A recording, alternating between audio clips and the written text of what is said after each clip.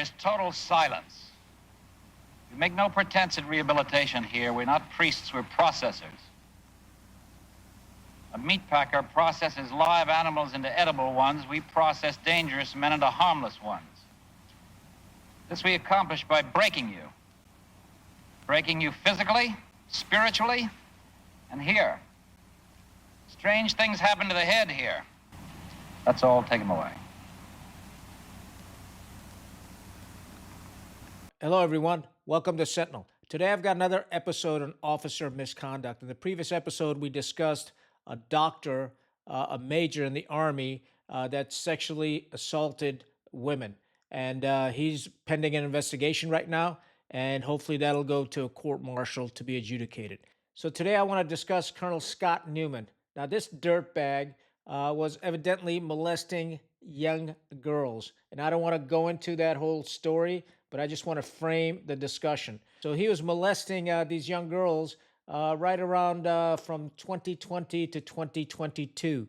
And this matter went to trial in Kansas, and he was found not guilty. And the reason he was found not guilty was because the witnesses couldn't present the evidence in that civilian trial.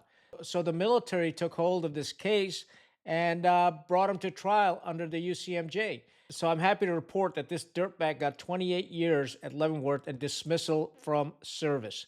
And I think this is exactly what needs to be done. But now the issue is that we need to really focus on one standard across the entire force. So currently, based on the comments from the viewers and also from personal experience, there's a dual standard between officer and enlisted. Enlisted typically get hammered far worse than officers do. And then within the officers' ranks, there's also a double standard amongst senior officers and junior officers. So it's good to see that a senior officer, a colonel, getting hammered and getting 28 years. And we need to see more of this stuff because the problem lies at the top. It doesn't really lie with the junior officers, who are typically very hardworking. Yeah, they'll make mistakes and there's judgment errors and things like that, but nothing that's not redeemable. And the same thing goes for our enlisted force. Mistakes happen. Typically, our enlisted troops are younger, 18, 19, 20, 21 years old, and there's errors in judgment. But we should not be ending their careers over minor infractions that, for officers, are looked over. And so as an officer, you should always be above reproach. Your integrity, your character, your honor, and your discipline matters. Unfortunately, these incidents are happening with greater frequency. So it all goes back to how we recruit and train our officer corps. When I came in, they never gave any waivers for anything. There were no drug waivers given if you messed around with marijuana and things like that. There's no moral waivers given or anything like that. In my case, I used to get into a lot of fights in college. And there's an incident. One of my fights went to court. And I wasn't qualified to be a Marine officer until I had to go back to court and get that dropped. And once I got that dropped and settled, then the Marine Corps said, yeah, now you qualify. But they weren't going to give me a waiver just for getting in a fight. And I understand that. There's one standard for everybody. But now what happens is we're giving away waivers left and right to everybody. If you use marijuana, no problem. Come on in, and if you've got some moral issues in your past, come on in, we'll get you a waiver. And that shit's got to stop. We need people that are upstanding citizens, and the bottom line is this, we don't want choir boys for officers either, but we want people that, have sound moral and ethical background. I think it's very important. For officers, in my view, there should be no moral waivers whatsoever. If you've done something in your background that was unethical, that was improper, that was immoral, hell no. We don't want you in the officer course. It's really that simple, because what's going to happen is that behavior pattern is going to resurface down the road, and typically it does. And unfortunately, when that happens, it leaves a black mark on the entire military. In the case of Colonel Scott Nauman, he was a West Point graduate. He was commissioned in 1995 and, and did quite well in the military, and even went to the Naval War College. I went to the Naval War College. And then, it all comes out that he's molesting young girls. I mean, you got to be shitting me. Where the hell we find this dirtbag? And come to find out, that there's allegations all the way back to 2012, and nothing happened. And this is the type of shit that goes on as we give these guys a second chance because of their rank and all the BS that they spout.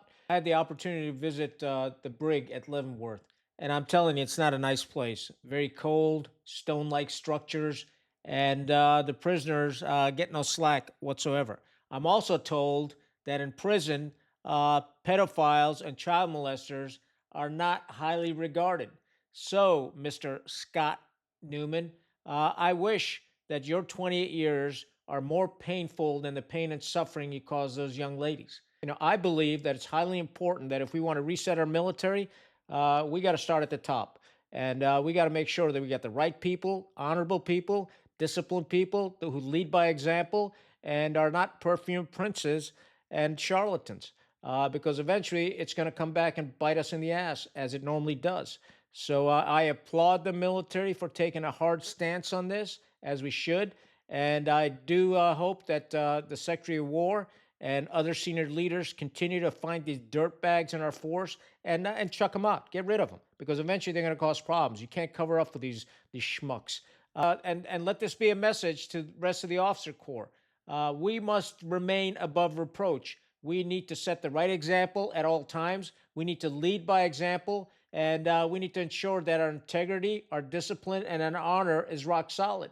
And if you're a scumbag hiding in the shadows, I'm telling you, retire now. Get out before it's too late, because things are changing rapidly in the military, and we're not putting up with this nonsense. The reason we're not putting up with this nonsense is things have changed. We're focused on war fighting. We're focused on training, and we're focused on discipline. Secretary of War is very clear about this.